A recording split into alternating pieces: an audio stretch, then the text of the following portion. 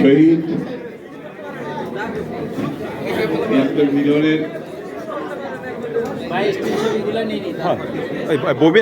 আজাদ বার্ষিকী উপলক্ষে আয়োজিত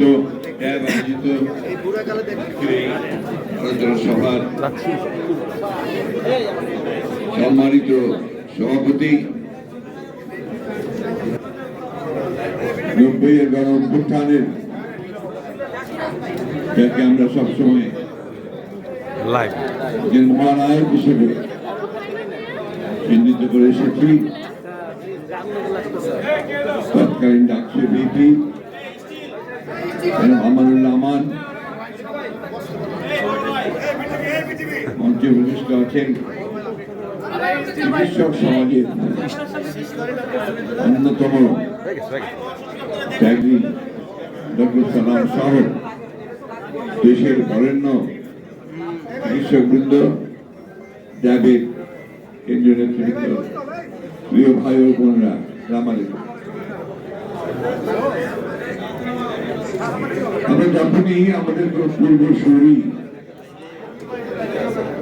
যারা আমাদের একটা শান্তিময়, উন্নত, সমৃদ্ধ বাংলাদেশে বসবাসের জন্য প্রাণ দিয়েছেন, আত্মত্যাগ করেছেন, জীবন দিয়েছেন,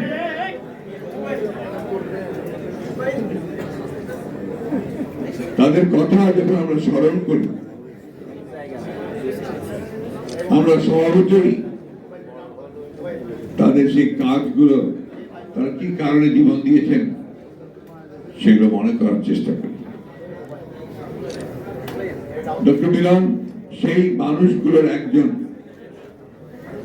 সেই নক্ষত্রগুলোর একজন, যার দেশের জন্য, মানুষের কল্যাণের জন্য, গণতন্ত্রের জন্য যারা প্রাণ বিসর্জন দিয়েছে।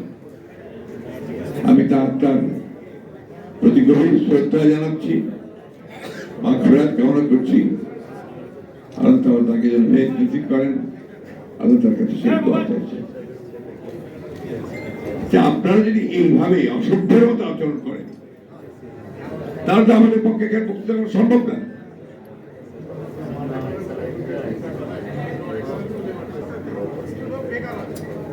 কিছুতেই আমরা বোঝাতে পারি যে আমাদের কথা বলতে আসি ভাই,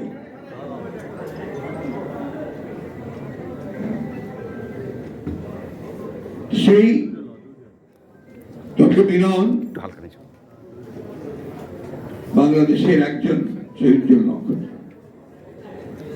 তার পরিবারের কথা শুনলাম, আগে জেনেছি, আর তাদেরকে সহ্য শক্তি দিক, সহনশীলতা দিক।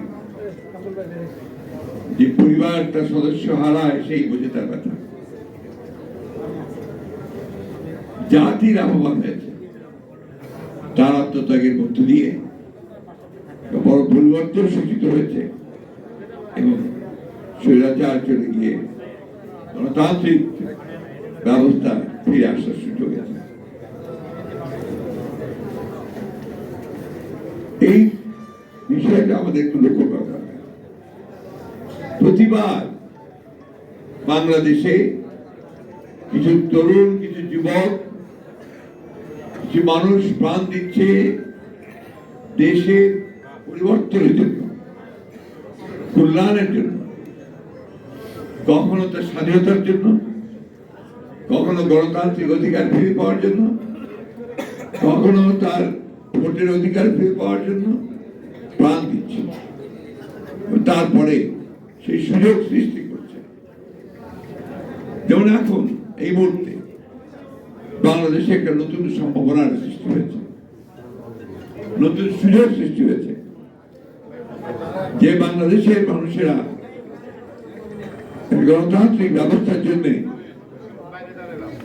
দীর্ঘ 15 বছর লড়াই করেছে, প্রাণ দিয়েছে, কারাগারে গেছে, নির্যাতিত হয়েছে। সেই মানুষগুলো আবার অতি সম্প্রতি এই 24-এর 5 তারিখে তারা আরেকটা বিজয় অর্জন করেছে। সেই বিজয় অর্জন কিন্তু অনেক রক্তের মধ্য দিয়ে, অনেক প্রাণের ভিতর দিয়ে, আমাদের ছাত্রদের বুকের রক্তে ভেসে গেছে রাজপথ, আমাদের শিশুদের বুকের রক্তে লাল হয়ে উঠেছে তার মায়ের করে আঁচল, আমাদের মায়ের রক্তে ভিজে গেছে তার ঘর। আপনারা ভাবুন যে কি পরিমাণ ত্যাগ স্বীকার করলে, কি পরিমাণ স্বার্থহীন হবে একটা মানুষ তার প্রাণ দিতে পারে দেশের জন্য, কল্যাণের জন্য। এটাই বোধহয় দেশপ্রেম, এটাই বোধহয় মাতৃভূমির জন্য ভালোবাসা। এটা তো আমরা বারবার দেখিয়েছি। আমাদের দেশের মানুষ তার দেশের জন্য, দেশের মাতৃকার জন্য বারবার প্রাণ দিয়েছে, গণতন্ত্রের জন্য প্রাণ দিয়েছে। কিন্তু আজকে যে প্রশ্ন উঠে গেছে,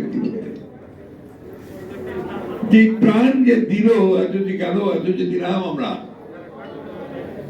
তার ফলশ্রুতি কি এই বাংলাদেশ? আমরা এটাই দেখতে চেয়েছি যে 3 মাস হয়নি, এখনই রাস্তায় রাস্তায় লড়াই শুরু হয়েছে। 3 মাসও যায়নি, এখন একজন আরেকজনের বুকে রক্ত ঝরাচ্ছে। 3 মাসও যায়নি, এখন পত্রিকা অফিস পুড়িয়ে দেওয়া হচ্ছে, আক্রমণ করছে। কোন বাংলাদেশ?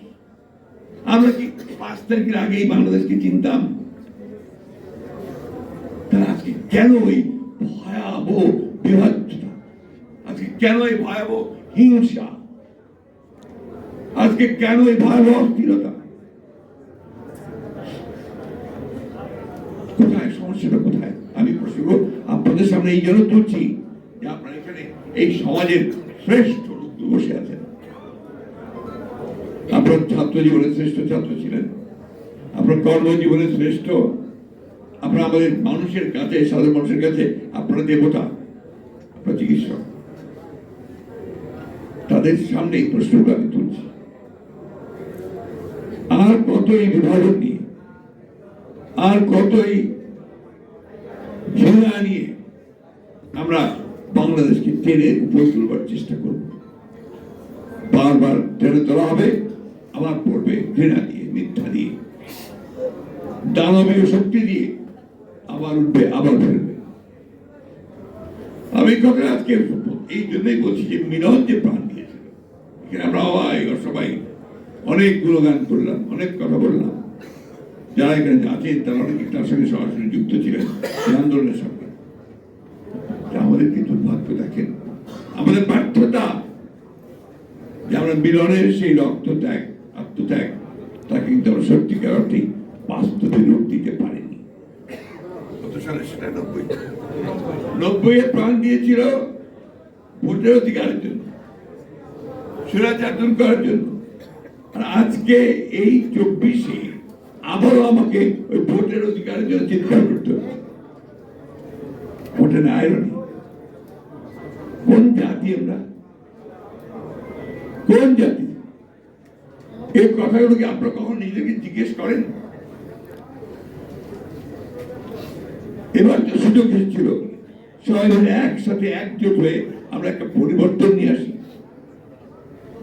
ছেলেরাও ছিল সামনে, আমরাও ছিলাম, সবাই মিলে আমরা পরিবর্তনটা আনার কাজটা করতে পারি। 3টে মাস হয়নি এখনো, এই 3টে মাসের মধ্যেই আমাদের সেই আসল চেহারা বেরিয়ে আসতে শুরু করেছে। এইরকম চেহারা নিয়ে কোনোদিনই সাফল্য অর্জন করা যায় না। যতই বড় বড় কথা বলি, যতই লম্বা লম্বা বক্তৃতা করি, বিশ্বকে এক করার চেষ্টা করি, হয় না। আমার নিজের ঘরেই যদি আপনার সেই বিভাজন থেকে যায়, বিভেদ থেকে যায়, আমি সেটা কখনোই ঠিক করতে পারবো না। আমি যে প্রশ্নটা আপনাদের সামনে তুললাম তার কারণ আছে।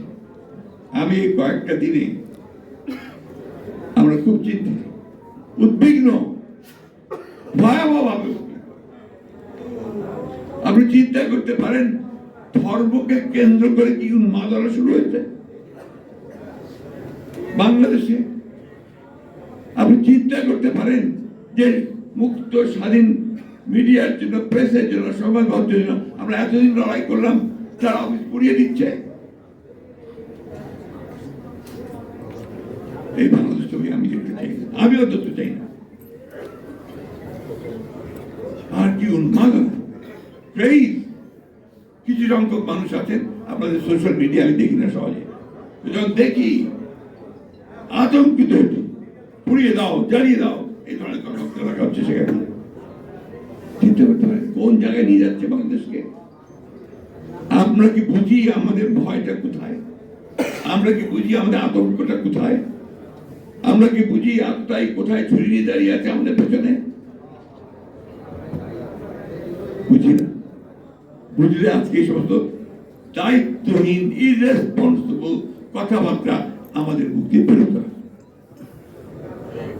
ভাগ্য কিছু সংখ্যক মানুষ তারা নিজেকে অত্যন্ত জনপ্রিয় মনে করেন, সবচেয়ে দেশপ্রেমিক মনে করেন, আর গোটা জাতিকে আজকে তারা বিভাজনের দিকে ঠেলে দিয়ে, উস্কে দিয়ে একটা অন্ধকারের দিকে ঠেলে দিচ্ছে। আপনারা গভীরভাবে চিন্তা করবেন। আমি কারো নাম বলবো না, বলতে চাই না, আপনার একটু ঠান্ডা মাথায় আপনারা যে শিক্ষিত মানুষের সবাই চিন্তা করবেন যে যারা আজকে বিভেদের দিকে ঠেলছে, যারা আজকে বিভাজনের দিকে ঠেলছে, অনেকের দিকে ঠেলছে, তারা আমাদের আসলে শত্রু না মিত্র। এই জিনিসগুলো বুঝতে হবে। আমি কথাগুলো আপনাদের সামনে ইচ্ছে করে আজকে তুলে ধরলাম। আমি তীব্রভাবে নিন্দা জানাচ্ছি প্রথম আলো, ডেইলি স্টার সহ অন্যান্য সমস্ত পত্রিকাগুলোর উপরে যে আক্রমণ শুরু হয়েছে, আমি তীব্র নিন্দা জানিয়ে থাকি। কারণ আমি সারা জীবন সংবাদ মাধ্যমের স্বাধীনতার জন্য লড়াই করেছি। দ্যাট ইজ মাই এইম, আমার বিশ্বাস, আমার আস্থা।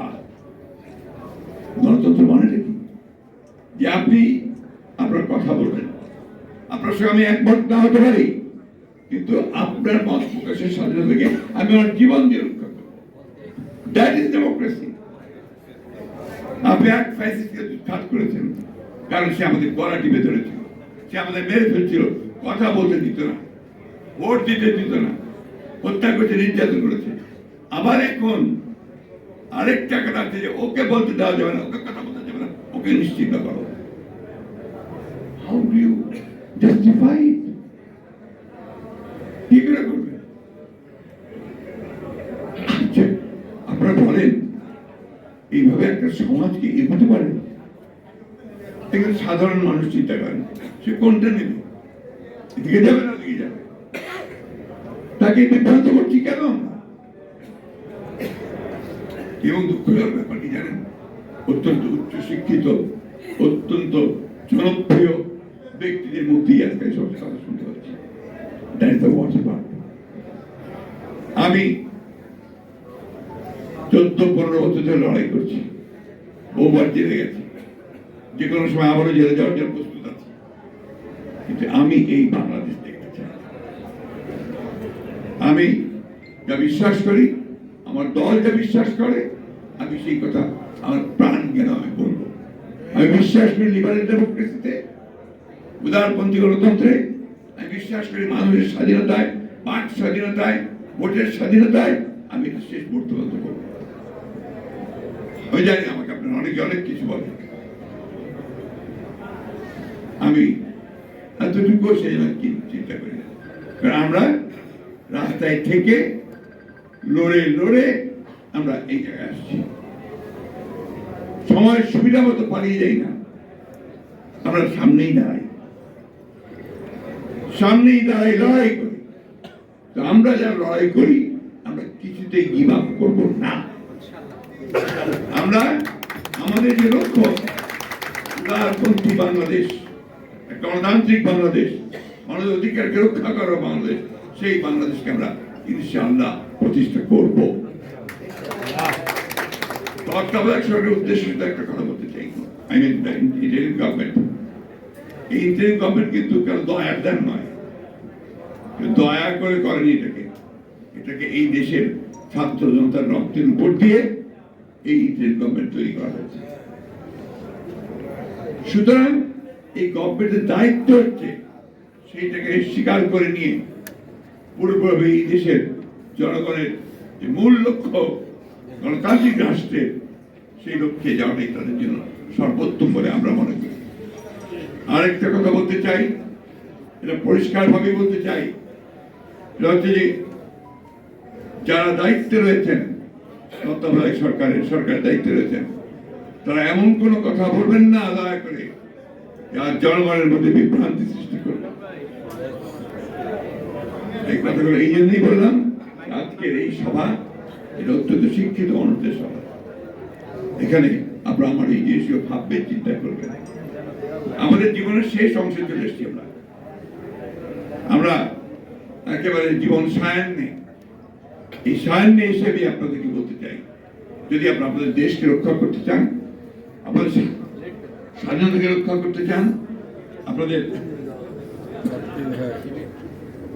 অধিকারকে রক্ষা করতে চান, তাহলে আপনারা সবাই একজোট হন, ঐক্যবদ্ধ হন। বিভাজনের কাছে আপনারা কখনো মাথা নোয়াবেন না, অন্যায়ের কাছে মাথা নোয়াবেন না, অন্যায়কে প্রশ্রয় দেবেন না।